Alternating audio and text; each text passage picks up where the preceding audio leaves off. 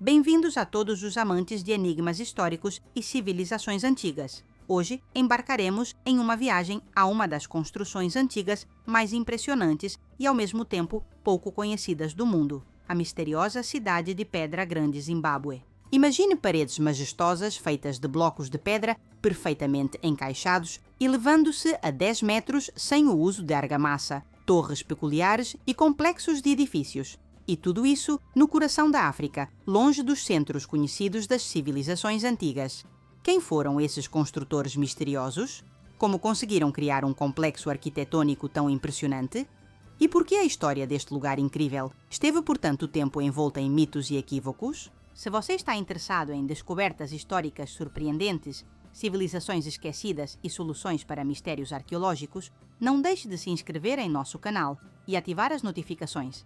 Todas as semanas, investigamos os enigmas mais intrigantes do passado, baseando-nos nos dados científicos mais recentes e nos resultados de escavações arqueológicas. E hoje, revelaremos o mistério de Grande Zimbábue, uma antiga cidade cuja grandeza desafia nossas concepções sobre a história africana.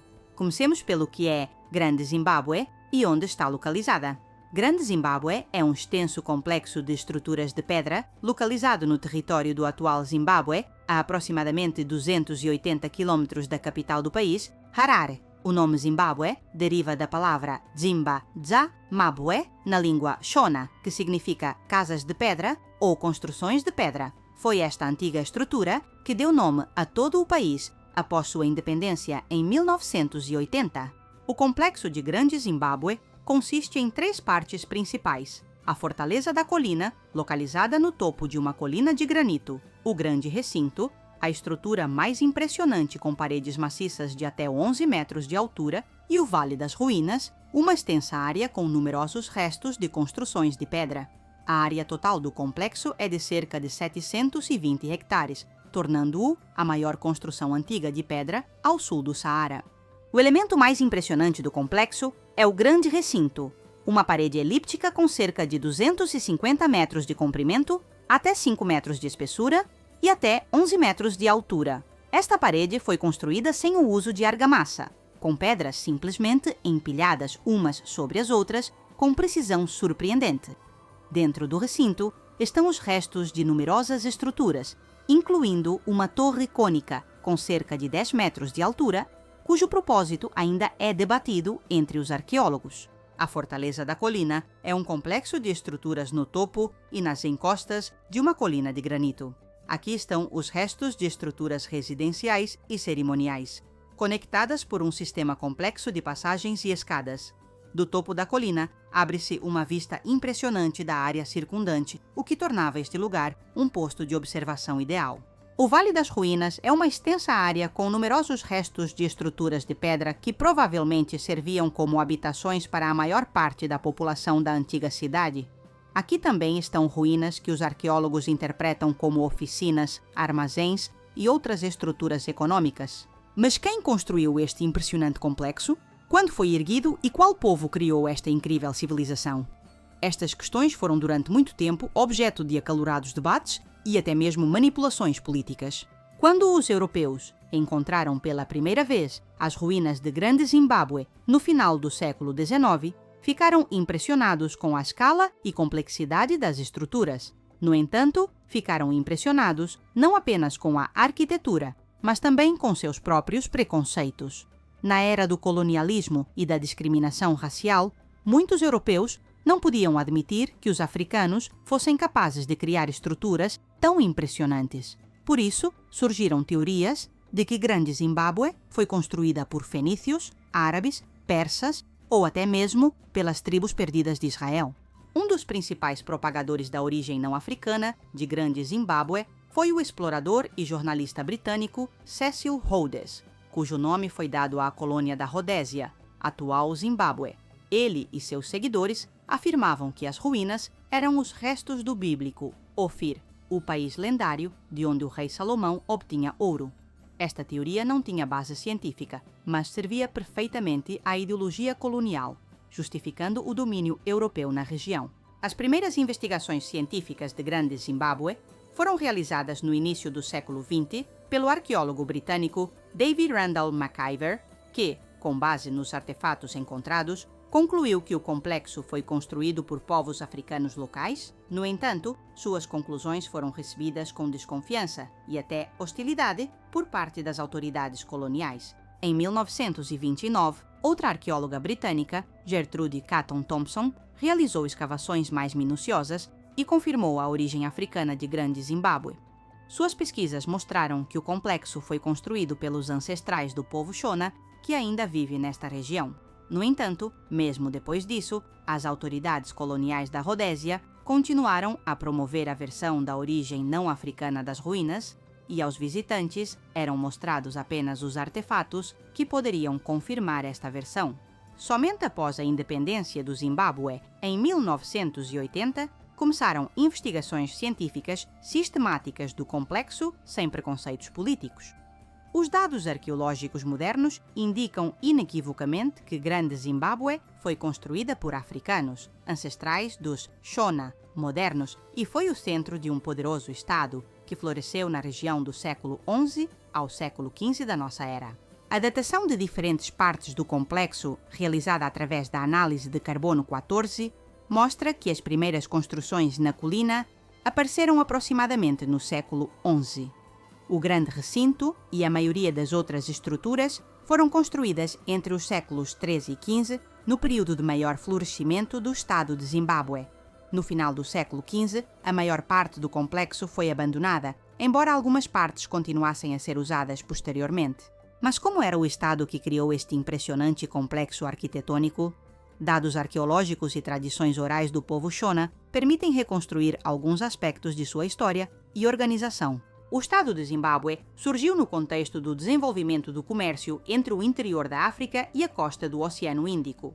A partir do século X da nossa era, cidades comerciais fundadas por mercadores árabes e persas começaram a aparecer na costa leste da África. Eles comerciavam com o interior do continente, obtendo ouro, marfim, peles de animais e escravos em troca de tecidos, contas, porcelana e outros produtos importados. O território do atual Zimbábue é rico em depósitos de ouro, e o controle desses recursos tornou-se a base do poder do Estado de Zimbábue. Descobertas arqueológicas mostram que os habitantes de Grande Zimbábue estavam ativamente envolvidos na mineração e processamento de ouro, bem como no comércio dele. Nas ruínas, foram encontrados numerosos artefatos que testemunham laços comerciais com a costa, moedas árabes, porcelana chinesa, contas persas. O Estado de Zimbábue era uma monarquia liderada por um governante com o título de Mwene Mutapa, Senhor das Minas. Ele se apoiava em um sistema administrativo complexo e no poder religioso. Grande Zimbábue não era apenas a capital política, mas também um importante centro religioso onde se realizavam cerimônias relacionadas ao culto dos ancestrais e à fertilidade. A estrutura social da sociedade era complexa e hierárquica. No topo estavam a família real e a aristocracia, que viviam no grande recinto e na fortaleza da colina. Abaixo estavam os artesãos, comerciantes, guerreiros e agricultores, que habitavam o Vale das Ruínas e os assentamentos vizinhos. Dados arqueológicos mostram que a população de Grande Zimbábue, no período de seu apogeu, poderia chegar a 10-20 mil pessoas, o que a tornava uma das maiores cidades da África naquela época. A construção de estruturas de pedra tão grandes exigia recursos significativos e trabalho organizado. As pedras para as paredes eram extraídas de pedreiras próximas e processadas no local. Os arqueólogos sugerem que a construção era conduzida sob a direção de mestres especializados que transmitiam suas habilidades de geração em geração. O estilo único de alvenaria, onde as pedras são colocadas sem argamassa e se mantêm pelo seu próprio peso, exigia grande habilidade e compreensão dos princípios da estática. Mas por que este poderoso estado entrou em declínio e Grande Zimbábue foi abandonada? Os arqueólogos propõem várias hipóteses.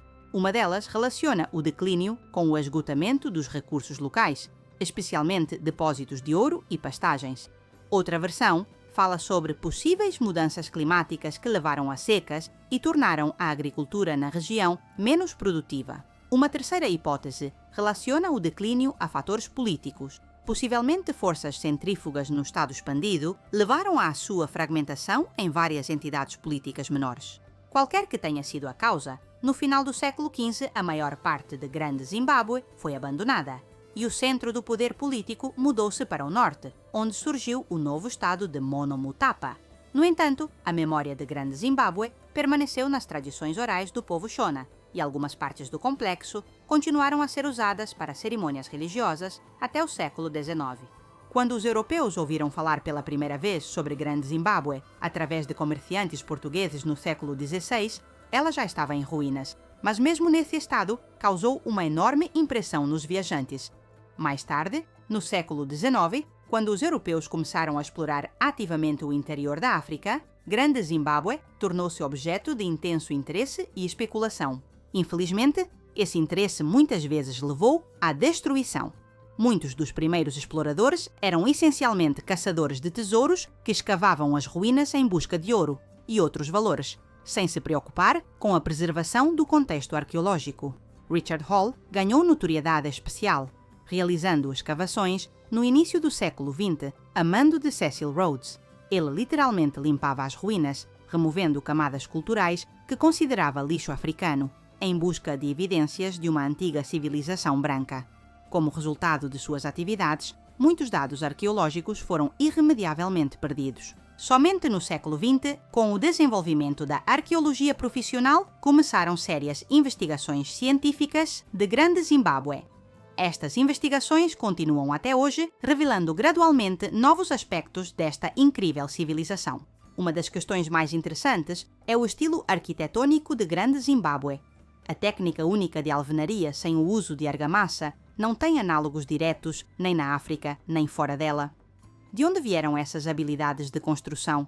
Elas se desenvolveram independentemente ou foram emprestadas? Os arqueólogos acreditam que a técnica de construção de Grande Zimbábue foi uma invenção local que se desenvolveu e aperfeiçoou gradualmente ao longo de vários séculos. Estruturas de pedra mais antigas e menos complexas descobertas na região mostram uma evolução gradual dos métodos de construção que atingiram seu auge no Grande Recinto e em outras estruturas do complexo principal.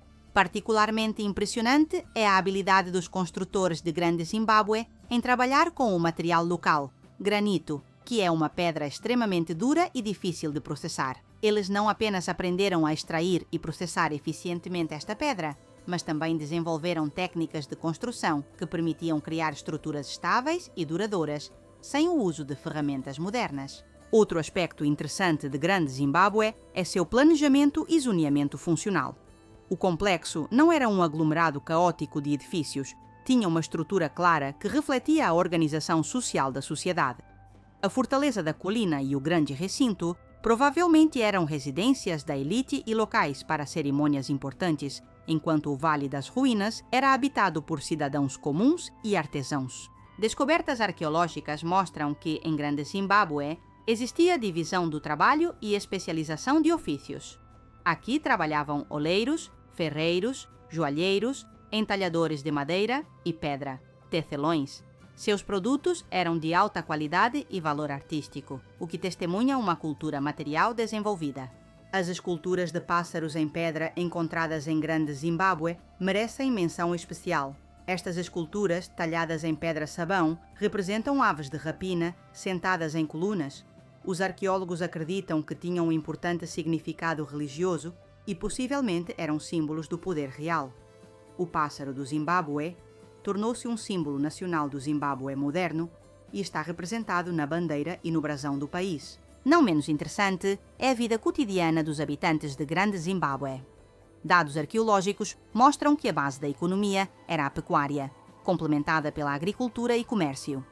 O gado não era apenas uma fonte de alimento, mas também uma medida de riqueza e status. Os agricultores cultivavam milheto, sorgo, leguminosas e outras culturas adaptadas ao clima local. A dieta dos habitantes de Grande Zimbábue era variada e incluía carne de animais domésticos e selvagens, produtos lácteos, cereais, leguminosas, frutas e vegetais. A análise de restos ósseos mostra que a população era geralmente saudável e bem alimentada, especialmente a elite. Como era a vida cotidiana de um habitante comum de Grande Zimbábue? Dados arqueológicos e paralelos etnográficos com os Shona modernos nos permitem fazer algumas suposições. A maioria das pessoas vivia em casas circulares, construídas de madeira e barro com telhados de palha. Estas casas eram agrupadas em complexos familiares, cercados por paliçadas ou paredes de pedra. O dia começava cedo, com o nascer do sol. As mulheres se ocupavam com a preparação de alimentos, cuidado com as crianças, fabricação de cerâmica e tecidos. Os homens pastoreavam o gado, caçavam, praticavam metalurgia e construção.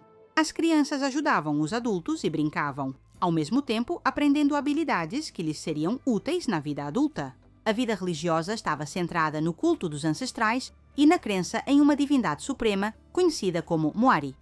Regularmente eram realizadas cerimônias relacionadas ao ciclo agrícola, eventos importantes da vida e veneração dos ancestrais. Estas cerimônias incluíam música, dança, sacrifícios e refeições rituais. A estrutura social era baseada no parentesco, com grandes famílias estendidas unidas em clãs. A liderança era hereditária, mas também dependia de qualidades e conquistas pessoais. O sistema judicial baseava-se no direito consuetudinário, com vários níveis de tribunais, desde o familiar até o real. O comércio desempenhava um papel importante na vida de Grande Zimbábue. O Estado controlava as rotas comerciais entre o interior da África e a costa do Oceano Índico.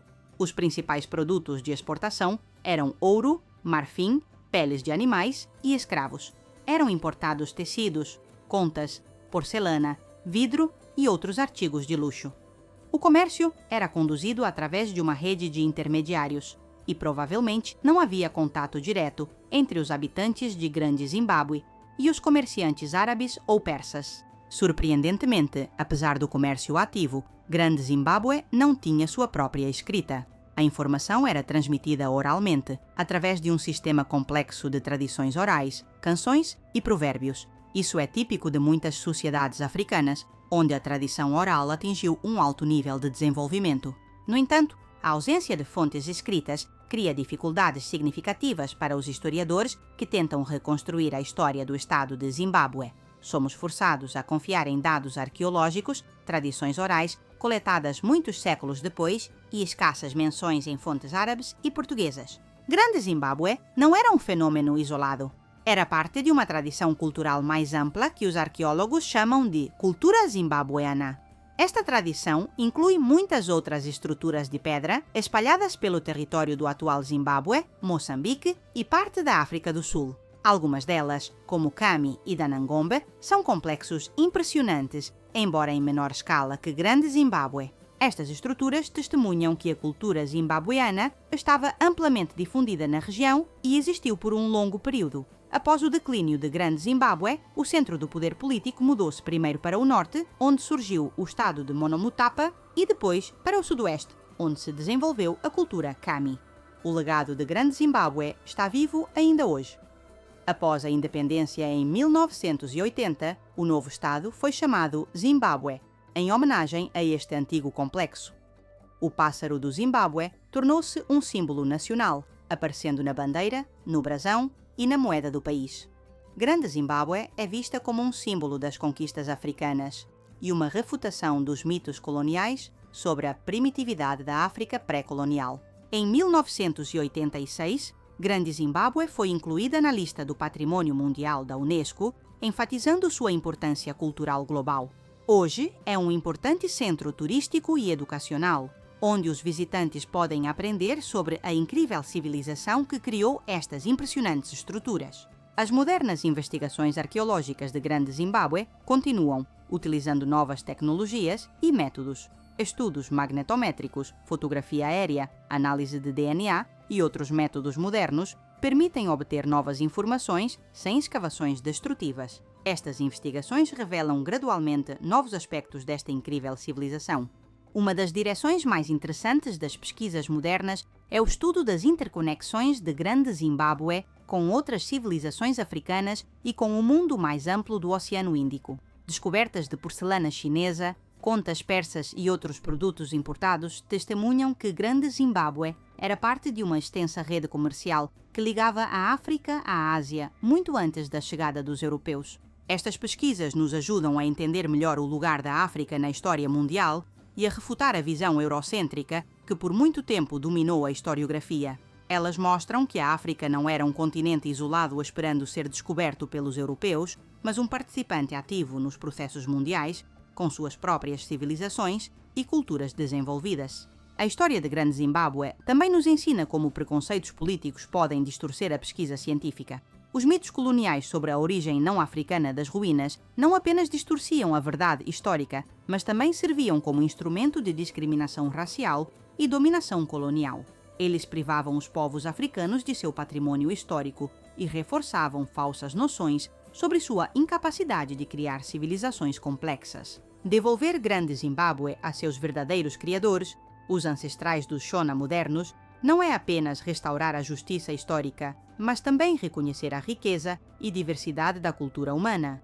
É um lembrete de que a história da humanidade não é a história de uma ou algumas grandes civilizações, mas um mosaico de muitas culturas, cada uma das quais contribuiu com sua contribuição única para o patrimônio comum da humanidade. Grande Zimbábue continua a guardar muitos segredos. Ainda não sabemos exatamente como seus construtores se chamavam, como era seu sistema político, como imaginavam o mundo. Muitas questões permanecem sem resposta e talvez algumas delas nunca sejam resolvidas devido à ausência de fontes escritas e perdas irreparáveis de material arqueológico como resultado de escavações não profissionais. Mas cada novo fragmento de informação, cada nova descoberta, nos ajuda a entender melhor esta incrível civilização e seu lugar na história da África e do mundo. E, talvez o mais importante, eles nos ajudam a superar preconceitos e estereótipos que por muito tempo distorceram nossa percepção da história africana. Então, quem construiu Grande Zimbábue? A resposta é simples e ao mesmo tempo complexa. Foi construída por africanos, ancestrais dos Shona modernos, que criaram um poderoso estado que controlava o comércio de ouro e outros bens valiosos entre o interior da África e a costa do Oceano Índico. Este estado tinha uma estrutura social complexa, uma cultura material desenvolvida e impressionantes tradições arquitetônicas. Não estava isolado, mas era parte de uma cultura zimbabueana mais ampla e tinha conexões com regiões distantes através das redes comerciais do Oceano Índico. Grande Zimbábue não é apenas um impressionante complexo arquitetônico, é um símbolo das conquistas das civilizações africanas e um lembrete da riqueza e diversidade da cultura humana. E quanto mais aprendemos sobre ela, mais surpreendente e impressionante ela nos parece. Obrigado por embarcar comigo nesta viagem a uma das maravilhas mais impressionantes, mas pouco conhecidas do mundo antigo. Se você gostou deste vídeo, não se esqueça de deixar seu like, compartilhá-lo com amigos e se inscrever em nosso canal para não perder novos episódios sobre civilizações misteriosas e impressionantes descobertas arqueológicas. E nos comentários, conte-nos se você já tinha ouvido falar de Grande Zimbábue antes e quais outras estruturas antigas pouco conhecidas você gostaria que investigássemos em futuros episódios. Nos próximos vídeos, continuaremos a explorar civilizações incríveis, mas pouco conhecidas de todo o mundo, que desafiam nossas concepções sobre o passado e nos lembram da riqueza e diversidade da cultura humana. Até o próximo encontro!